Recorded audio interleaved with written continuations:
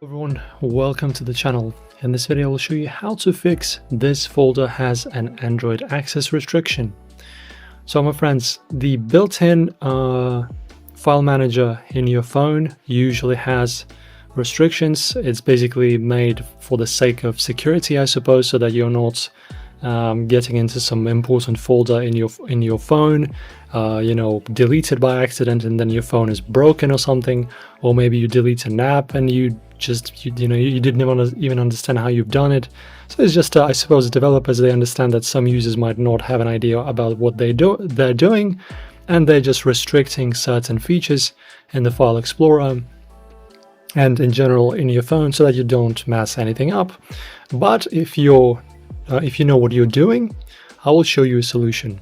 So instead of using your usual file manager for working with your files, you can use an advanced one. So to access certain folders, you just need to download an external file manager application. So I recommend using Material Files. So this is a very good app that allows you to actually access the folders that you would never access with your stock file application. So as you can see, it's made by Hai Zheng, I suppose someone from China.